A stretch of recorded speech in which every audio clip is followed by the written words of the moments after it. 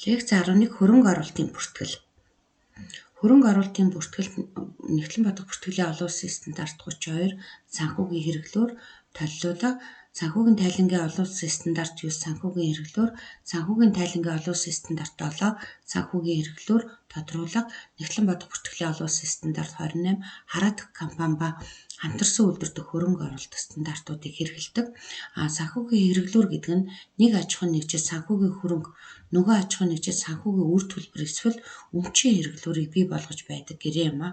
Санхүүгийн хөрөнгө гэдэг нь гэрээгээр хүлээсэн эрх бөгөөд дараах зүйлс хамаарна. Үүнд болохоор мөнгө, өөр аж ахуйн нэгжийн өмчийн хэрэглүүр, өөр аж ахуйн нэгжээс мөнгө болон бусад санхүүгийн хөрөнгө авах эсвэл эзэмшигч аж ахуйн нэгжид ашигтай нөхцлөөр өөр аж ахуйн нэгжтэй уг санхүүгийн хэрэглүүрээ солилцох гэрээний эрхүүд орно. Бизнесийн байгууллага нь ашиг орлогоо нэмэгдүүлж хөрөнгөө өсгөх зорилгоор хөрөнгө оруулалт хийдэг. Хөрөнгө оруулалт гэдэг нь хөрөнгөө эргэлтэнд оруулж хүүний орлого, ногдол ашиг, үнийн өсөлтөөс орлого олох, санхүүжигч компанийн үйл ажиллагаа болон санхүүгийн бодлогод нөлөөлөх эсвэл хяналт тавих зорилготой тухайн аж ахуйн нэгжийн эзэмшчихүүн хөрөнгө юм. Хөрөнгө оруулалтын зорилго нь шинэ зах зээлд нэвтрэх болон зах зээлээ өсгөх гэх мэт стратегийн хүү ногдол ашиг хүртэх, хөрөнгө эзэмших, үн ханшийн зүрхнээс ашиг олох гэх мэт хөрөнгө оруулалтын дараах ангилал байж болдно. Хөрөнгө оруулалтыг эзэмших хугацаагаар нь богино хугацаат хөрөнгө оруулалт, урт хугацаат хөрөнгө оруулалт гэж ангилна.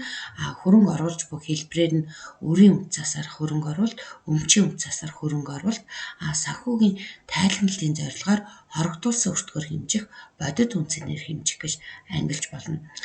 Үүнд болохоор өрийн үнцасаар хөрөнгө оруулалт гэдэг нь болохоор энэ дээр бид нар ерөөхдөө төлөөлөл авч бондор хөрөнгө оруулалтыг бол авч үздэг.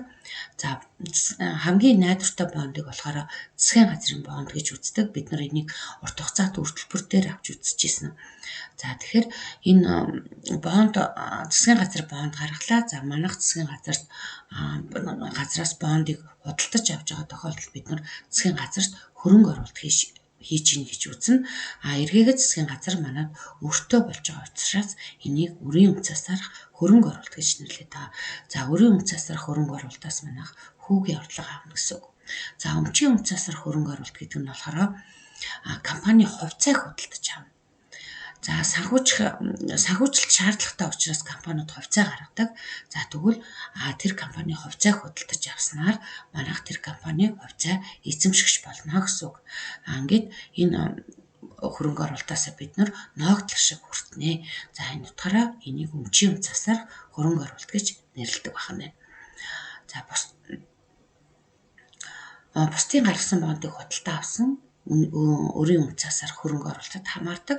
Сая би өмнө тайлбарласан тийм ээ. Өрийн үнцас нь болохоор дараах шин чанарыг агуулсан байдаг.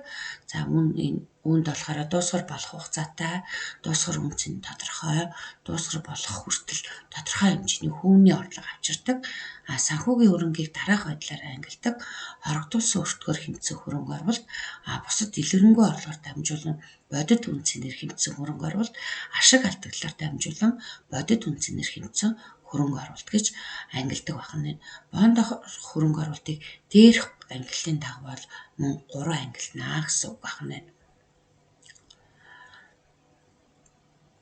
Хөрөнгө оруулалтын ангиллыг өөрчлөх. Хэрвээ аж ахуйн нэгжийн санхүүгийн хөрөнгийг дахин ангилсан бол дахин ангилал хийсэн өдрөөс эхлэн уг дахин ангиллыг гүйцээх гормоор мөрдөнө. Аж ахуйн нэгж нь өмнө хүлээн зөвшөөрсөн альваа олз гарц, үүн дотроо үн цэнийн бууралтын олз гарц гэх мэт тийм ээ байвал хүүг дахин тайлгнахгүй.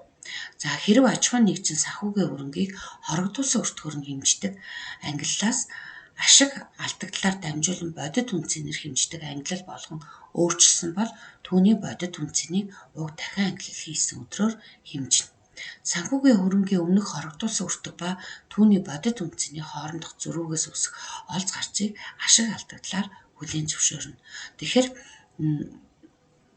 өрийн үнцасаар хөрөнгө оруулалтыг бид нар дотор нь ингэж 3 ангилах нь шүү дээ. Хорогдуулсан өртгөр хэмцэн хөрөнгө оруулалт, бусад дэлгэрэнгүй орлогод дамжуулан бодит үнцээр хэмцэн хөрөнгө оруулалт, ашиг алдагдлаар дамжуулан бодит үнцээр хэмцэн хөрөнгө оруулалт гэж 3 ангилах нь.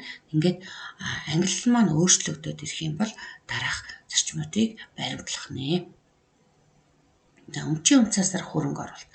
Өмчийн хувьцаас нь энгийн хувьцаа, давуу эрхтэй хувьцаа гэх мэт хөрөнгө оруулагчийн санхүүжигч компани эзэмшигчийн өмчөд оролцож буй хувь оролцоог баталдаг үнцаас юм.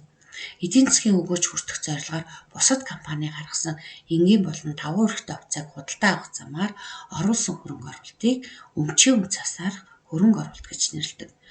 Өрийн хувьцаасанд дуусгар болох хугацаа байдаг бол харин өмчийн хувьцаасанд дуусгар болох хугацаа гэж байхгүй.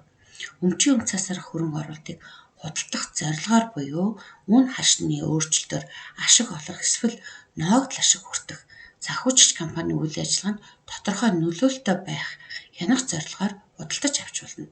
Хөрөнгө оруулагч нь санхүүжигч компани энгийн хувьцааны хэдэн хувийг эзэмшиж байна вэ гэдгээс хамааруулан хувьцаагаар хөрөнгө оруулалтыг дараах 3 байдлаар ангилж болдог. За нэгт нь хувьцааны 20 хүртэл хувийг эзэмшсэн хөрөнгө оруулалт, хувьцааны 20-оос 50 хувийг эзэмшсэн хөрөнгө оруулалт, хувьцааны 50%-аас дээш хувийг эзэмшсэн хөрөнгө оруулалт гэж 3 ангилдаг. Дээрх ангиллын дагуу хөрөнгө оруулагч компани санхүүжигчийн эзэмшигчийн өмчөд оролцож буй хувь оролцоо нь хувьцаагаар хөрөнгө оруулалтыг бүртгэлийн аргыг бол тодорхойлж өгдөг байна. За ингээд энэ хөрөнгө оруулалтын талаар дэлгэрэнгүй мэдээлэл авахыг хүсвэл нэмэлт мэдээллийг уншаарай. За тэгээд энэ хөрөнгө оруулалтын талаар бүртгэлийн тооцоололтыг семинарын хичээл дээр тайлбарласан байгаа.